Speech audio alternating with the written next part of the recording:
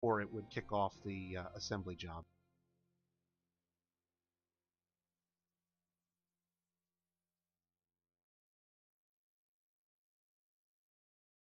I think based on the way I'm doing this, I don't trust those to be quite like that.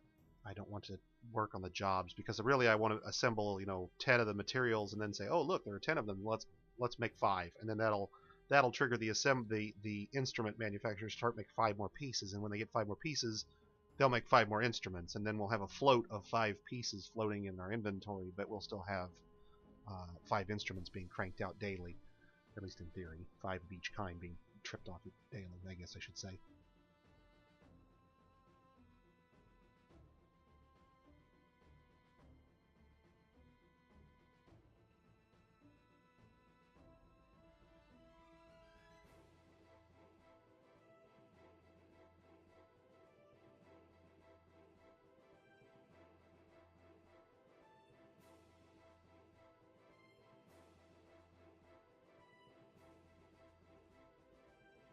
So the way this is going to work is I'm going to set this shop up to have only skilled stone crafters working here, and the other shop that's cranking out my general stone pots and rock trinkets that I just want to give away.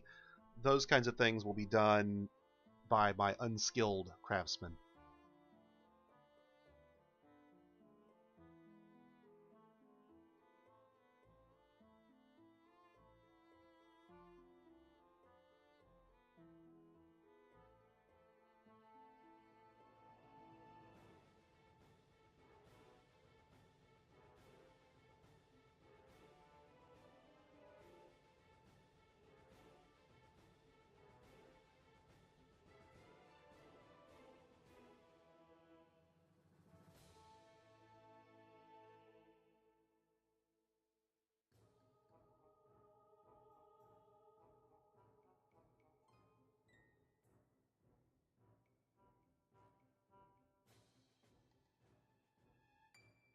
There's an unhappy thought if they're drinking their booze out of something other than a mug, so we want to make sure we get some mugs made. The instruments are primarily for the temple, which we haven't really discussed yet. And my initial thought was to open up a generic temple for most of the gods. And like I said, we got this whole god of lust and depravity thing going on here in our temple or in our fortress. It seems a shame to waste it since we spent so much effort naming ourselves after it previously. So my thinking is that we'll dig a basic temple out and get it set up, get some instruments in it, get it prepped, and then we'll dig down and start thinking about how we want to handle our eventual temple, because we're going to eventually want to uh, masterwork, engrave, and gold inlay, and you know how that's going to go, right? So we're going to assemble some basic instruments here. That's going to handle our generic temple. And I don't care whether they're high quality or not. I just want to get the stone crafters working on stuff, and this will get them working on things that we need. We do need to queue up pots in both of these, though, because I do want to make sure that if we really fall low, that pots get done on both sides.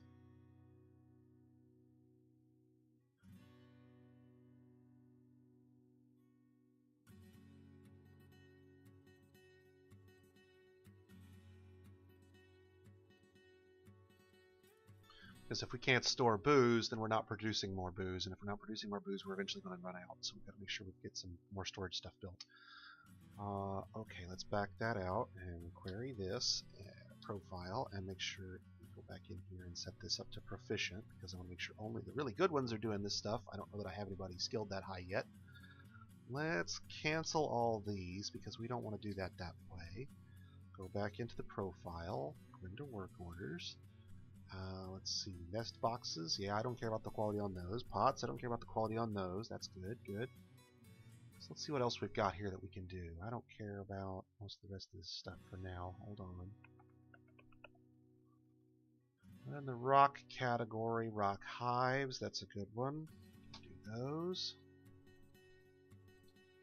I want to leave those for the skilled guys. Let's see, what else can we do here? Rock gem? Yeah, okay, we can do that, I guess.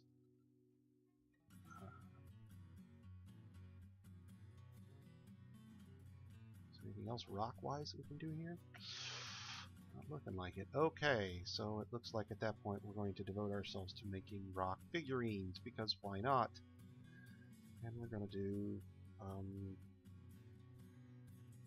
actually, no, we're just going to do mugs, because if it's low quality mugs, you can always go get another one. Screw you guys. We'll just decorate our mugs and use those for our sale goods. So yeah, let's do an infinite quantity of mugs. Perfect.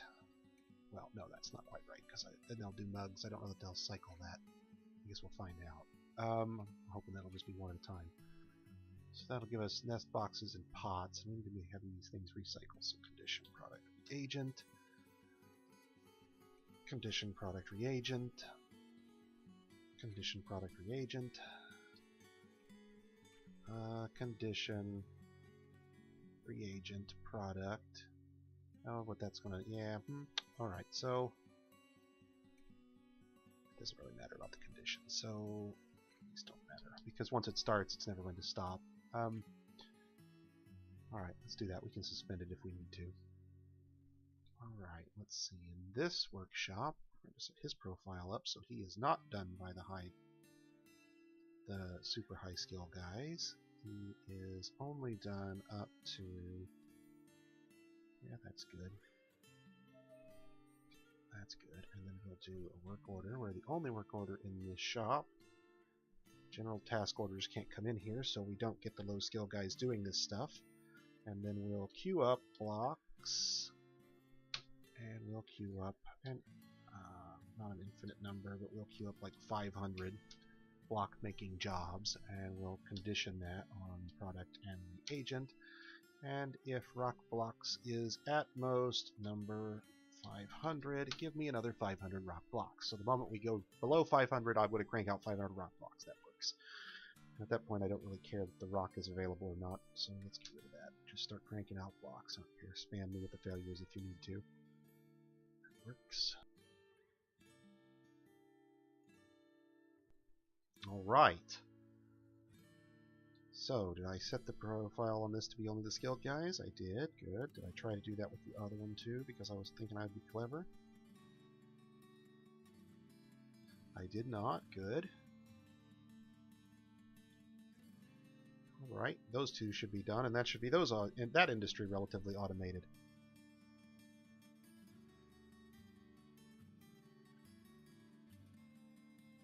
And our stonecrafter and our masons should now come along and get busy.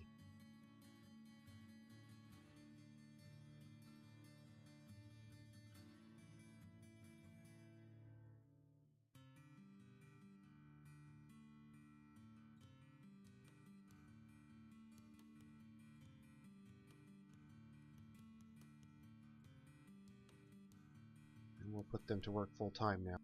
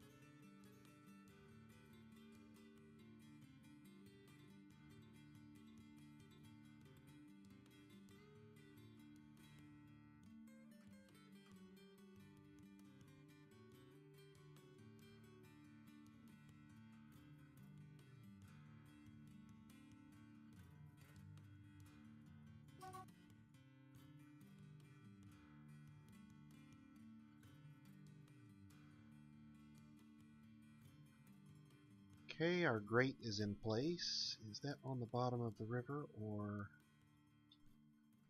yes, it is indeed. Okay, so we need to build a grate.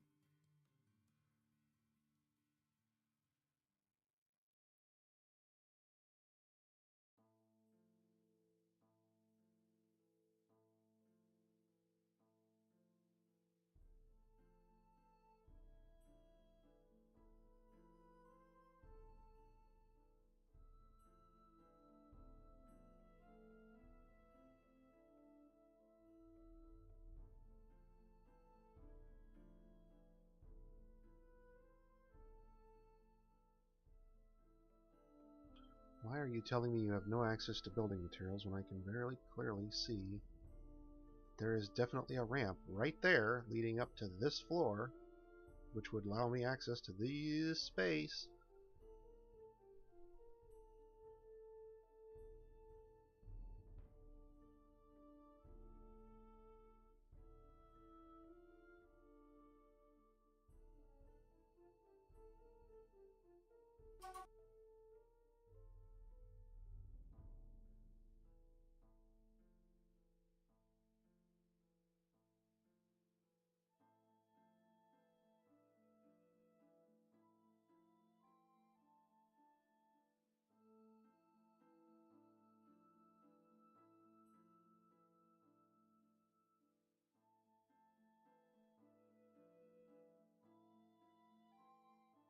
So confused. How can there not be a path to viable materials given that there's rocks and logs all over the place? What the hell?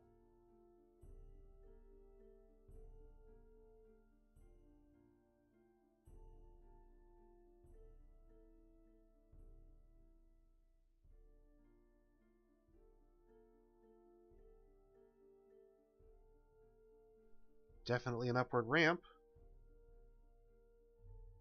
Definitely adjacent to a wall.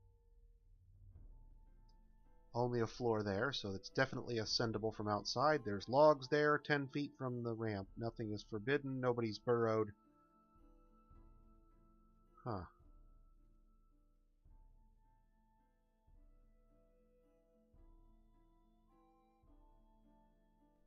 And now it's decided it's okay. Alrighty then.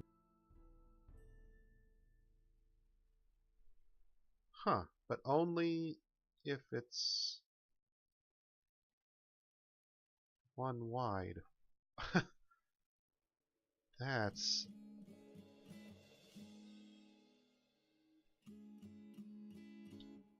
It really only thinks there's 3 building materials up here, and that's all it has access to. That's hilarious.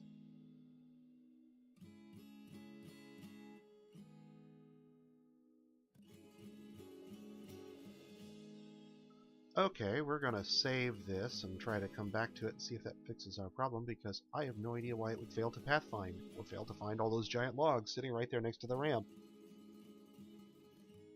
Shouldn't need an up stairway above a ramp. You need a down staircase.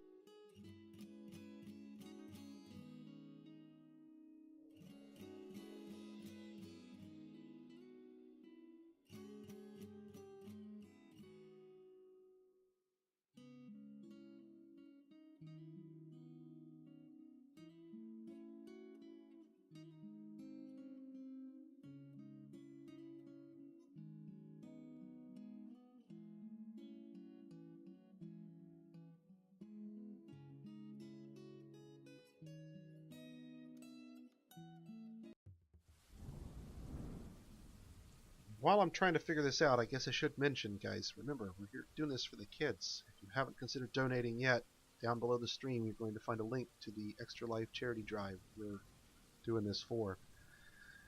If you want to kick in for the sick kids, that would be awesome. If you donate $10, I'll name a dwarf after you. 25, I'll snag you one of the first 7. There's still a couple left. At the very bottom, you'll find a link to the actual Reddit article where I advertised this originally, where I tell you exactly what I'll do for you if you're donating.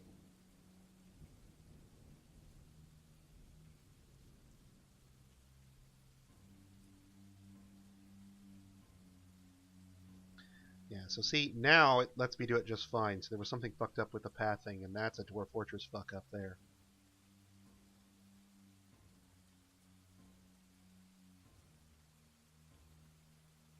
But now it's all available, and now it works, so yay. Like I said, you've never needed to build a down ramp above a ramp before. If it was stairs, I'd have to, but since I'm just using a ramp, and I'm only going up one floor, I don't have to worry about that. Something be wrong.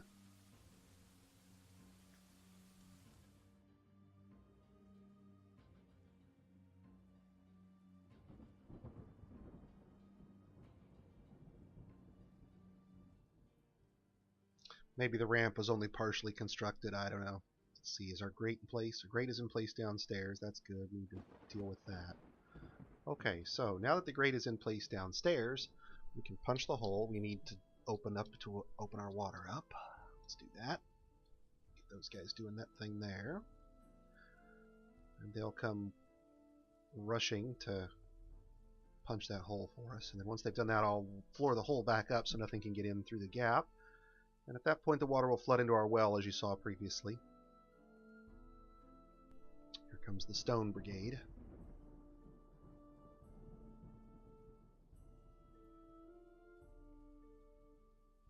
And once that's walled in, our fishermen are perfectly safe. I'll set up a fishing zone, and away we go there.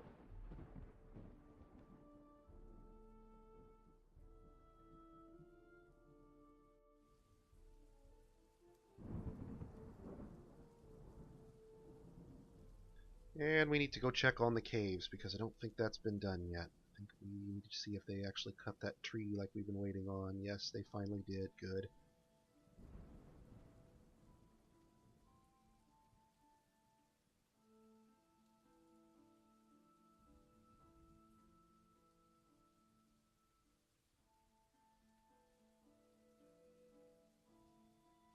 And as before, we'll suspend those jobs in the north so that they don't get done. But since they're there, dwarves will tend to stand on the south side of the wall, inside the fort, while they build the wall.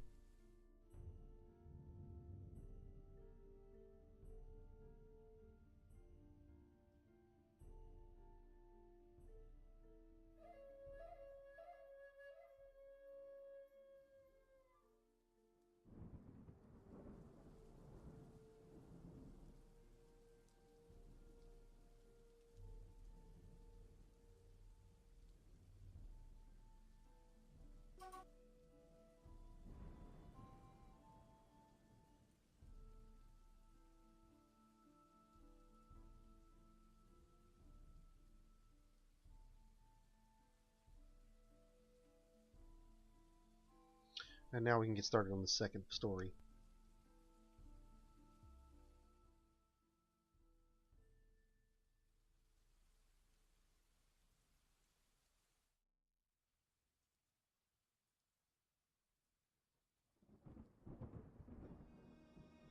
Alright. Got a low number of idlers, are getting the cave walled in. We need to get our access entrance prepared again.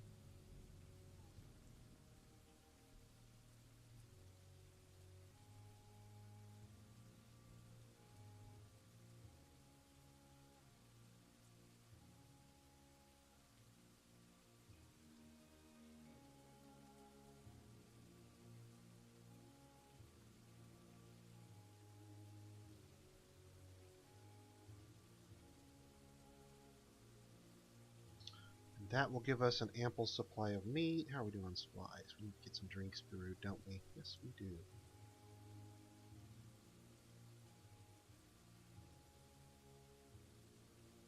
So let's continue the trend and automate drinks.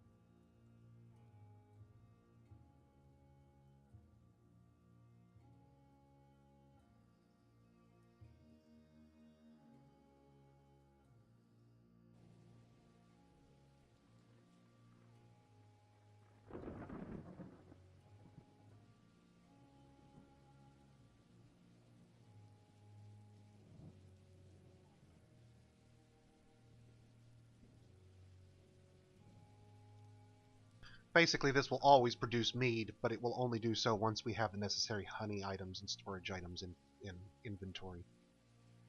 Mead basically would just grind through. It's not something we want to keep honey on hand for.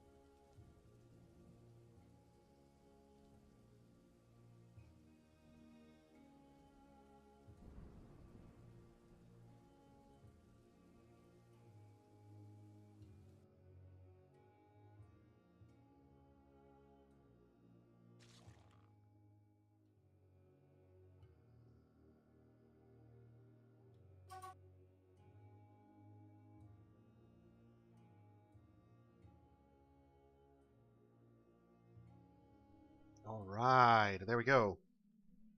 Winter is upon us.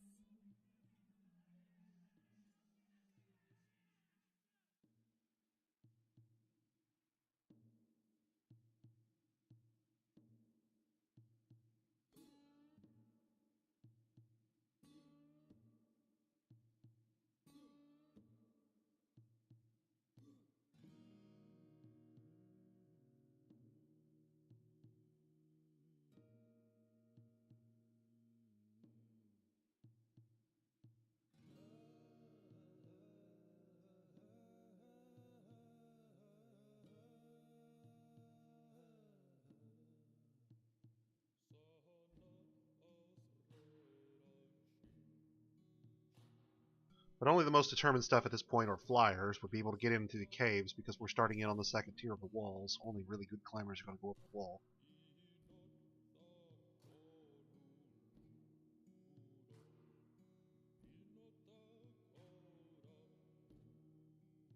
Of course, that category probably contains things like giant spiders, and we don't want one of those indoors, so that's probably something we want to take care of. We've got the dogs moved, so that's good.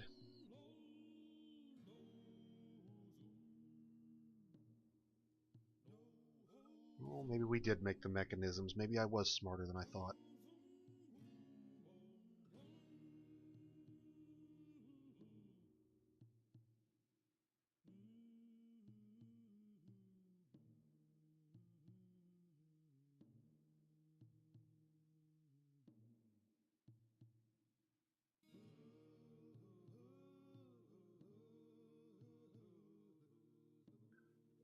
Well, we at least made a couple. That's good. That's enough to get us going. That's good.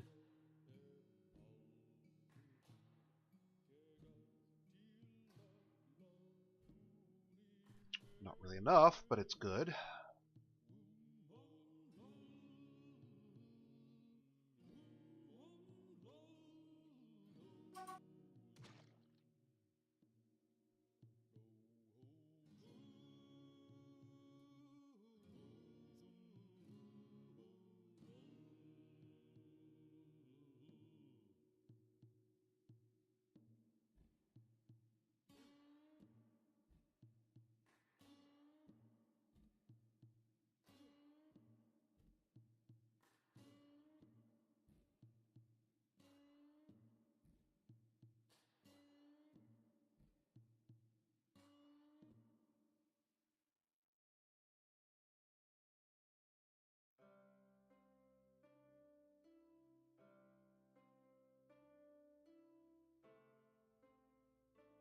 And as before, we'll put a little stone ceiling on all of this to finally seal it in. Now, down in our dining room, we'll have to dig what I usually do, what I call a lever complex, basically. There'll be a small chamber off the side of the main dining hall. very close to where all my idle dwarves will be. A small room, not very big, about 3 by 3, and then on the other side of that room,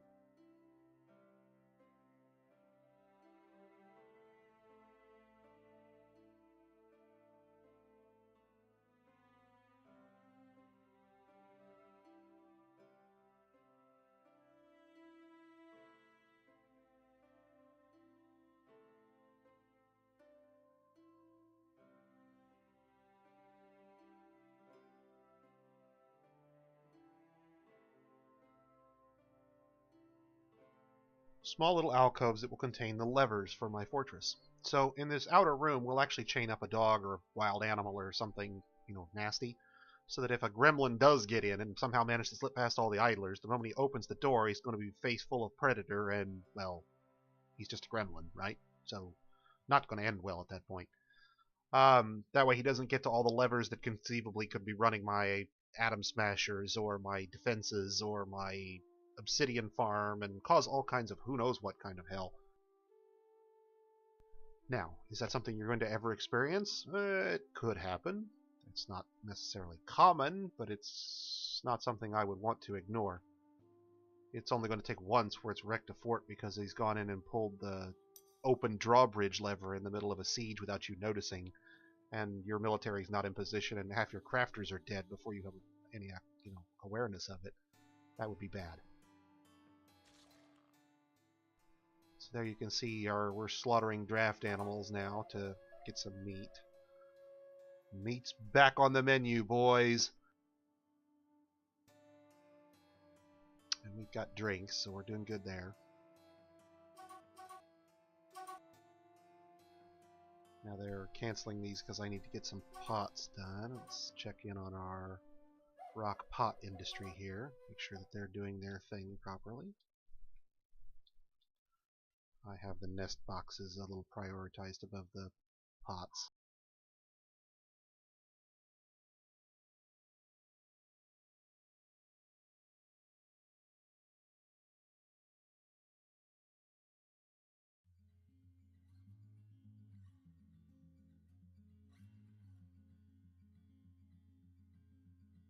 Okay, so it's just a matter that they're cycling through is the only problem.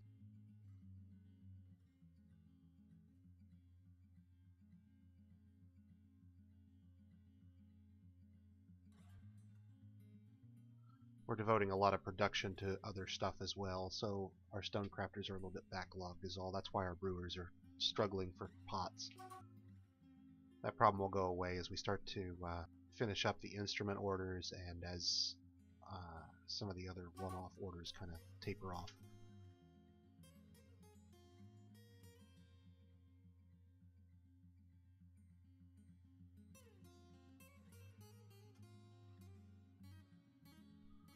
Okay, it looks like we've got a reasonable crop of fungus growing now here, so we can throw the sheep in here for the time being. We're going to move them somewhere else in a bit, but for now this will work.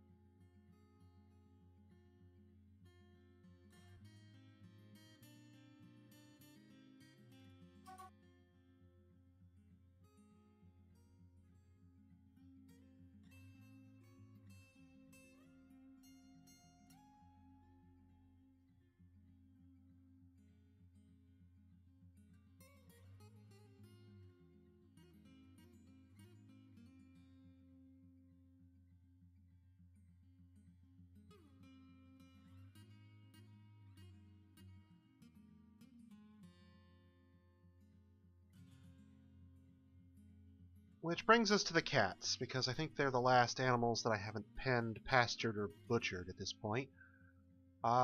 Cats I station in my food stockpiles, basically. So we're going to have them roaming around in the kitchens and in the food storage area.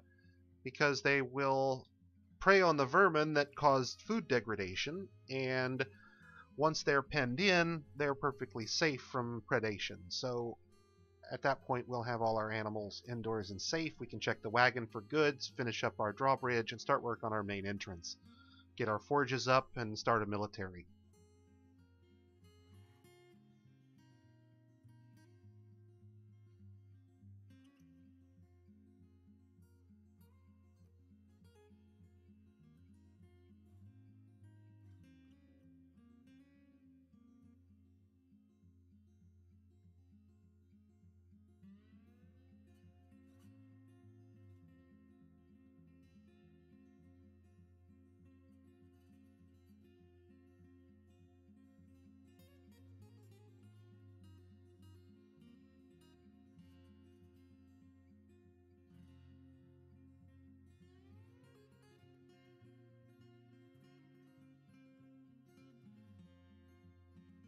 Now, along the way, I've accumulated a duckling and a gander, who I've jerked out of their cages and put into the sheep pasture.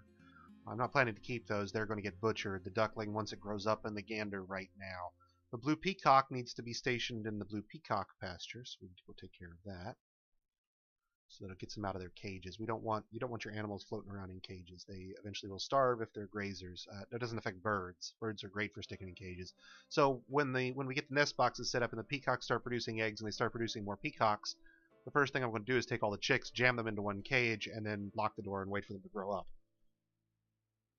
And once they've grown up, I'll let out the females and butcher the males down to a certain number, and then the cycle will continue, only we'll be on eggs for the most part instead of producing birds.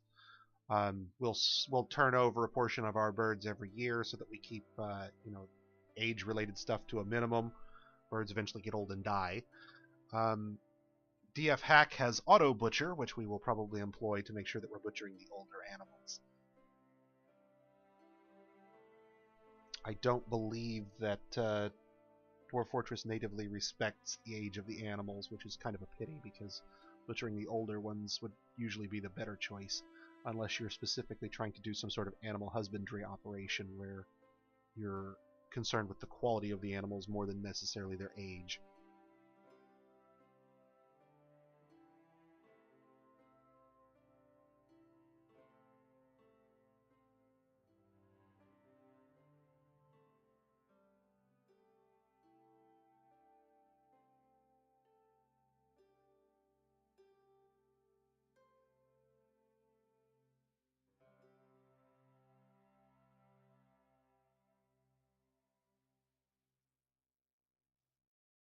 And the lambs go with the sheep. Okay, so what's in the wagon?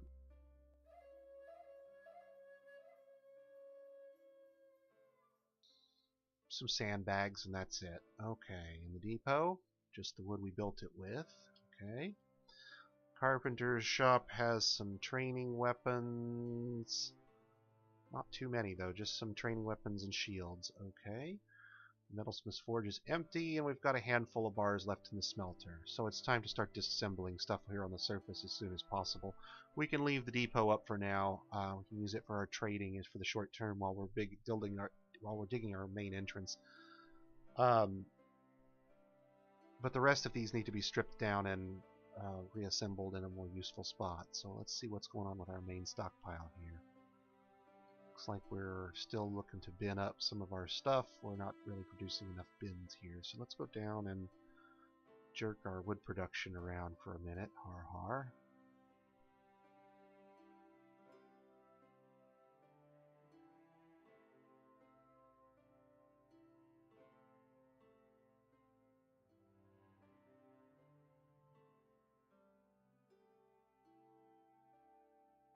And we'll force in some extra bins in the rotation. Now those jobs I canceled, you need to be aware if you do this, won't actually be triggered again until their next period. So if you cancel a job that's only checked monthly, it'll be another month before it gets checked again.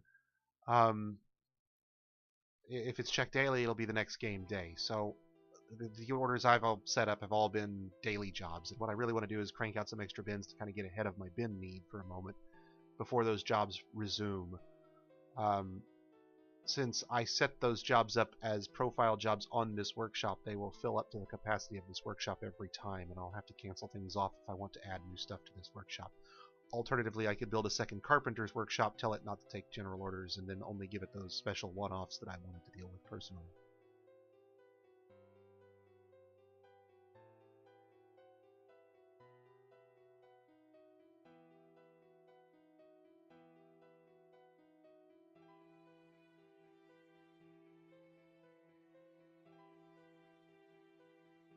So as you can see, we've stockpiled plenty of ammunition. That's good. We've got plenty of weapons. We've got some armor and leg wear and such, but the most that's going to be the clothing we came with.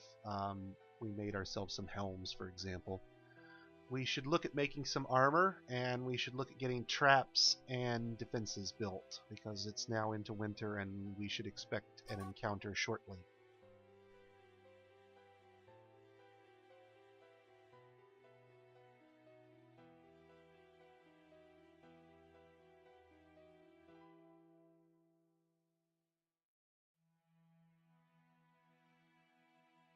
So I like to save cobaltite mechanisms for building levers that control water, because the dark blue color is immediately suggestive of water. But we won't be quite that careless. What we'll do is we will, after we link this, we'll create a note that says this is linked to something, and then we'll put a note on that something that says this is linked to, you know, a lever in the lever complex. This is what it does. Warning, this thing will crush your dwarves. Warning, this thing can flood this area, you know. If you include those sorts of warnings on notes for yourself, it becomes very easy then later on to come back to your fortress after you haven't played it for a while and pick up where you left off, knowing what a given lever does. Building 24 levers and knowing that one of them is going to wreck your fortress as a self-destruct is a really unpleasant thing to come back to.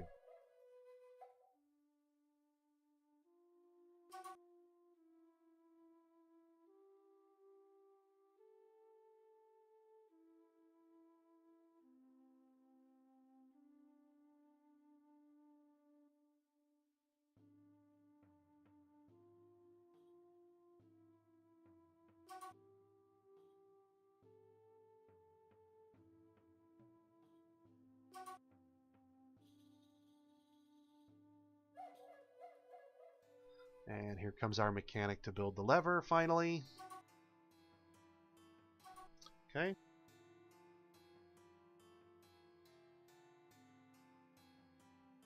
Somebody doing the bridge here? What's up with the bridge? Why are we not getting the bridge? We need masonry. I'll bet our masons are all busy doing jobs in the workshop for the moment, and we should probably give them a moment to catch up here. So let's go down to the stone workshop. There it is. And we will suspend all the masonry jobs for a moment.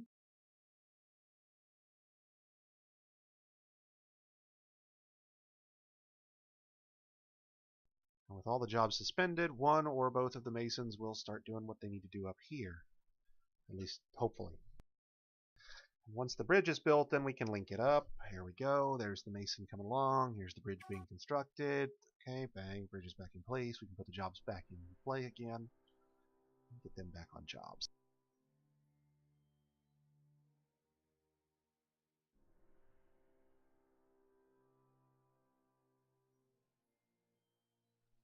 And they'll go right back to work. Okay, so who's idle here?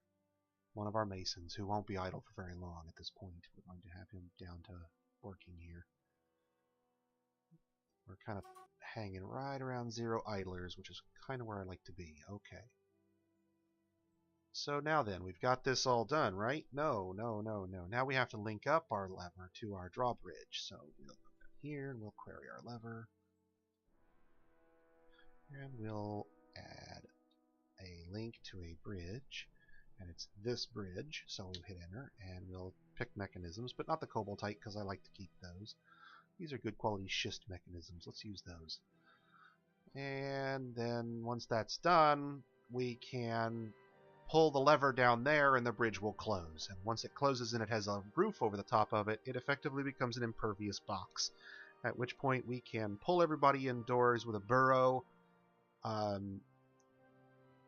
pull the lever and seal the drawbridge and be locked in. Now, let's go back downstairs because we haven't finished up down here yet. There's still a hole in the wall. There's still a hole at the bottom of the staircase. We need to fix both of those. So.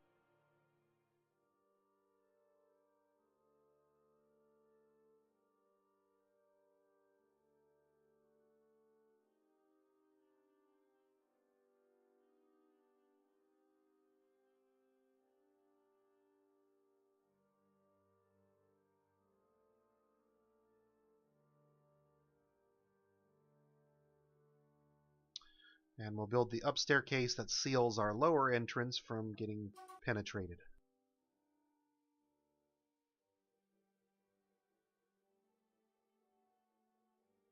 You can tell my wife isn't listening when she doesn't make a comment about something like that. Holy hell.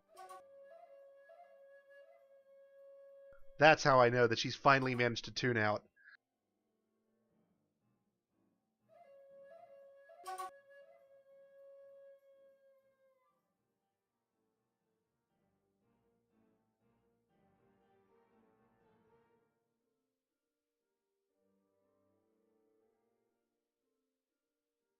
And this is the last section of wall that's open in the caverns. Once this is walled in, we're sealed off from the caverns again.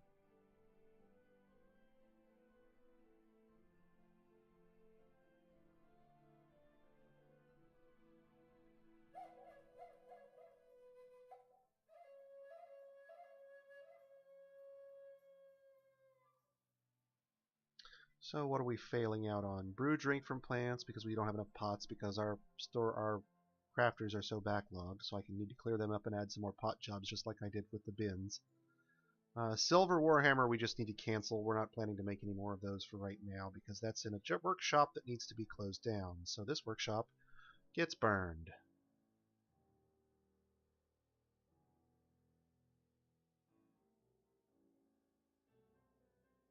And we've got some bronze and copper here, and some shields that still need to go downstairs, and some sandbags, and the depot. Okay.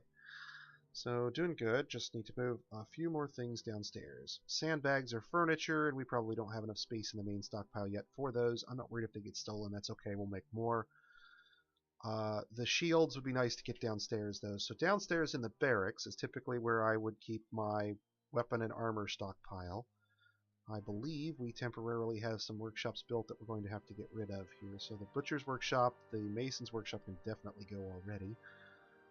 The mechanic's workshop we don't need right yet. We can get rid of him for now. Although he's building something, I don't care. That's alright. We can get rid of him anyway. We've butchered and theoretically tanned. Let's see if they got rid of all that. Nope, we've got stuff start to go rotten here. So let's see. What did they not take care of? They didn't take care of the skin, so nobody did the tanning. Nobody must have the labor. That's a bummer. Hang on.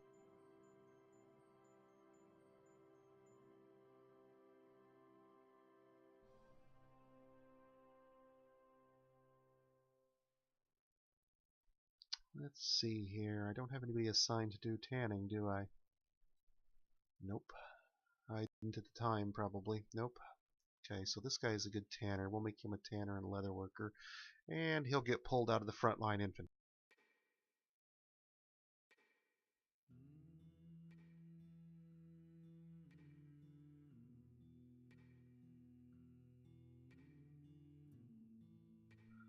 So a textiles worker in my fort handles leather and cloth.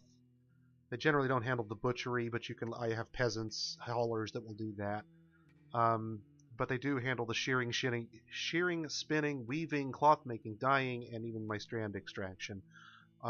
Anything involving a cloth or textile they're responsible for.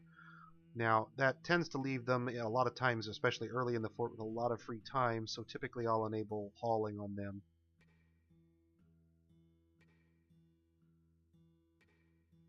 Until the fortress is more developed. Just to help keep them busy.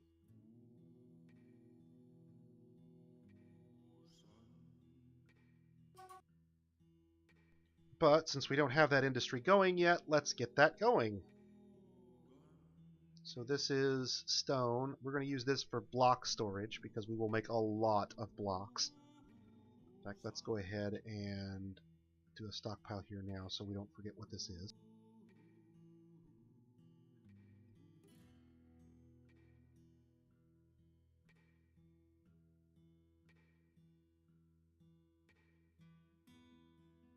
all blocks by definition are no longer usable as fuel or raw materials as anything other than construction. So it doesn't matter what the block is made out of. I want blocks in the same thing.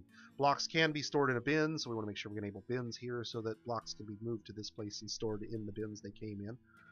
That will help condense down the number of blocks that can be stored here. This will hold a large number of blocks.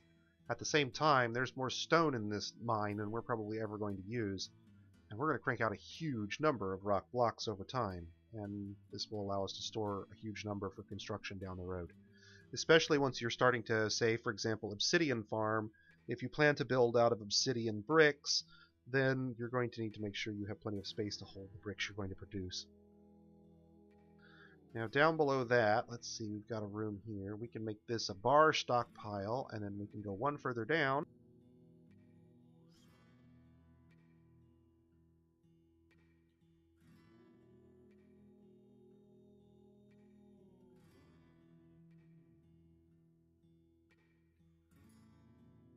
And we'll come down here and we'll build our forges.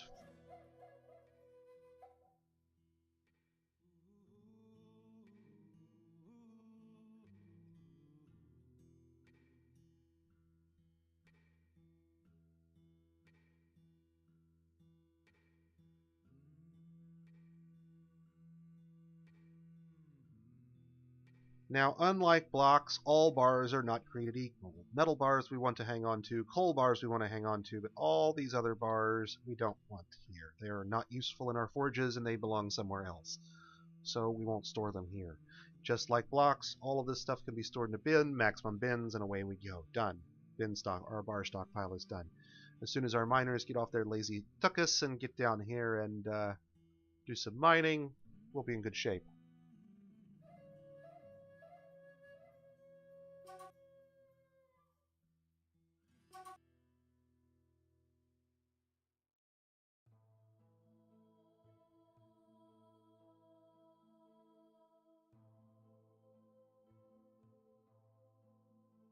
What is our miner doing?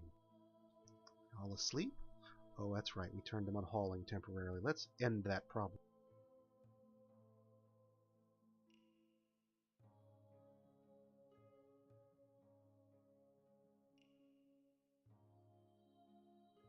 When my labor is low, I have a nasty habit of putting people on hauling duty and then forgetting that I've done so, and they end up hauling forever, and I don't want to do that here. So while they're doing that, I'm going to grab a soda real quick.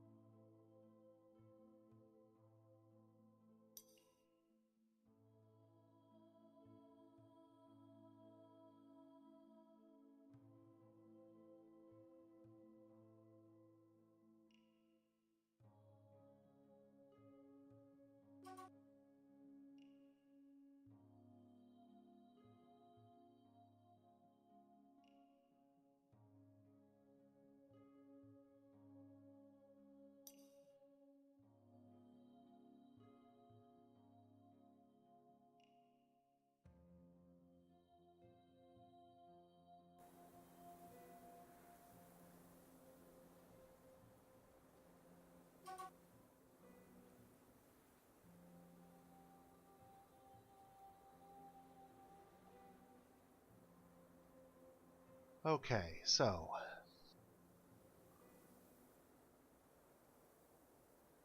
already you can see the blocks starting to stock up. That's good. We need to have a finished goods stockpile, but that needs to be downstairs where we're going to have it decorated. So decorations are things that you can make usually from cloth and leather as well as gems. We're going to have a gem area and a cloth area further down, and we'll have a finished goods stockpile as inputs to those where we'll store all the mugs we're going to trade. That will let us keep all our mugs together. We'll have the undecorated mugs going in, and we'll have the decorated mugs coming out for sale.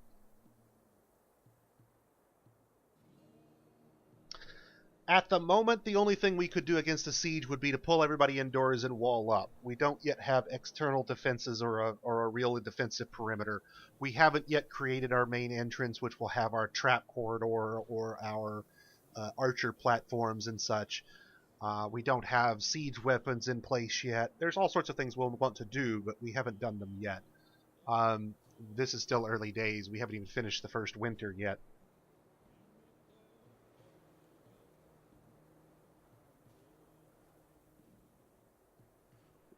In terms of siege defense, generally I'd have a wagon path coming in that would lead infantry into a dodgem platform for infantry that's overseen by siege engines or archers or both.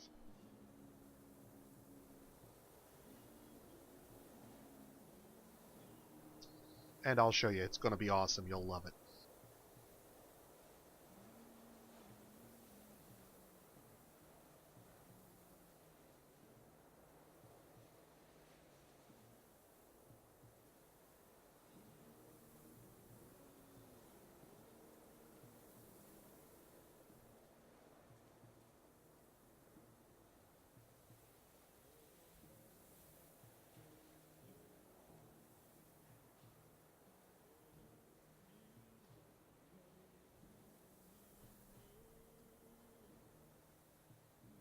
Okay. We are doing pretty good. We just need to get a whole lot more, get more dwarves. We just don't have enough yet. Because our trade caravan bailed out for whatever reason, we ended up missing out on that first trade, and so that's going to actually hurt us a little bit going forward in terms of getting some more population. Ideally, we want to start producing and trading wealth so that we can start getting much bigger migrant waves. At this point, with the miners we have, and the carpenters we have, and the stockpile of wood we have, we could easily crank out bedrooms for twice or 3 times as many dwarves as we have relatively quickly.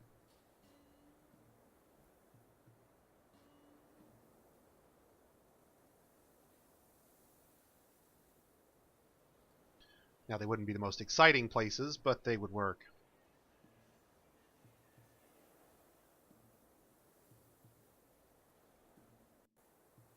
So, alright, now we've got a perfect opportunity here to start talking about accommodations for our dwarves. If I go too much deeper here, we're going to start running into the caves. So remember, we've done all this, so now we're going to have a small break here where this is going to be a dormitory floor for us.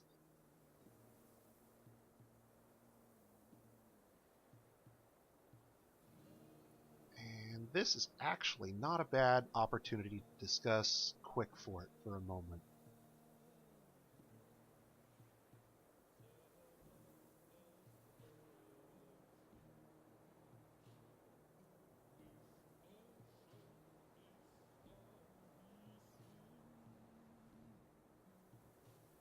Now, I don't run Quickfort all the time because, as it says here in the hack, because it uses the Alt key, it breaks your key bindings that use the Alt while it's active. So we won't want to keep it running full time.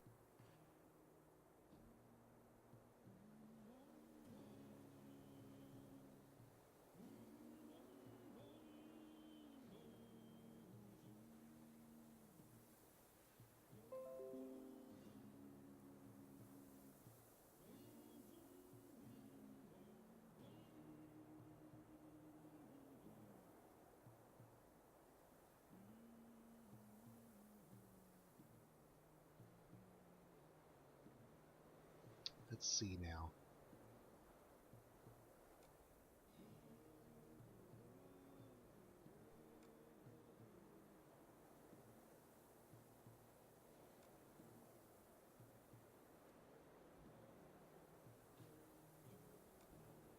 Didn't think they put that out there in DF Hack.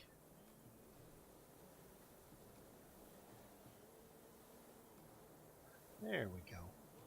Okay, so let's come out here to Quickfort for a moment.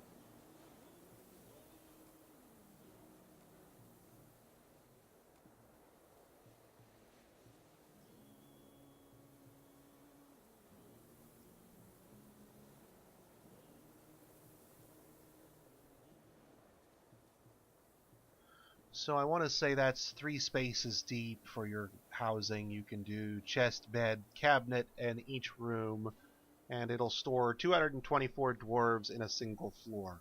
We'll have to rebuild some of the center walls or ignore the fact that we have mined out some of these center spaces here. So ours won't be able to store quite as many because we'll lose some of these center rooms if we do it here. let's go down a floor and see if we can't go one more and get lucky before the cave starts up. If the caves don't start up until deeper, we can dig this down one floor more and be well off.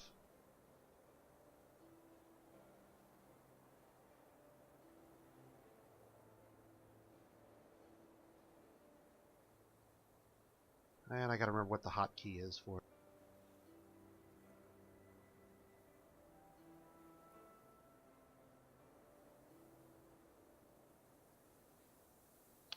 Alt F to get the file.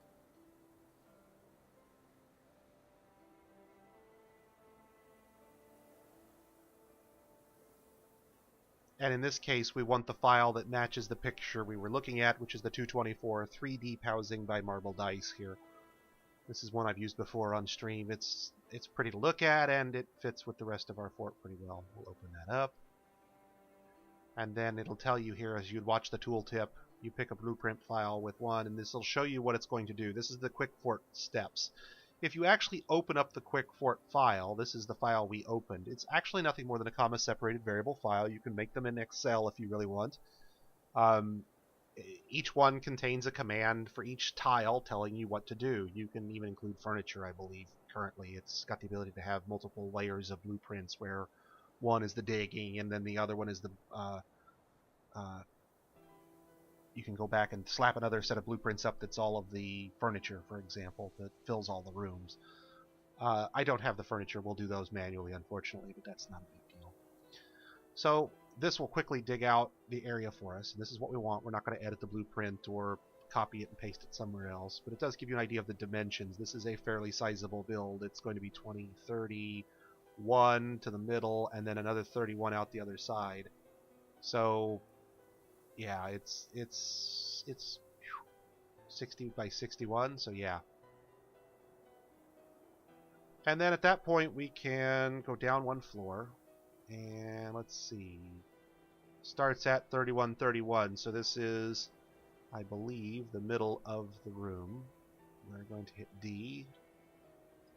Where's my cursor at? There it is. And we're going to come back over here, and we'll show the footprint just to see if that fits, to give you an idea. And it will kind of zoom out and roll the cursor over the area that the blueprint will take, just to show me the footprint. And then I can hit Alt-D, and it will designate everything for me, and this takes a minute. Don't mess with the cursor, don't screw with anything while it's going on, let it finish its job, and then go back. And it will map in everything in the blueprint for me. Bang, bang, bang, bang, bang. All of it's done. Ta-da. There it is. Simple. Neat. Complete. And there's our bedrooms. That's 224 dwarven bedrooms ready to go as soon as our miners excavate them.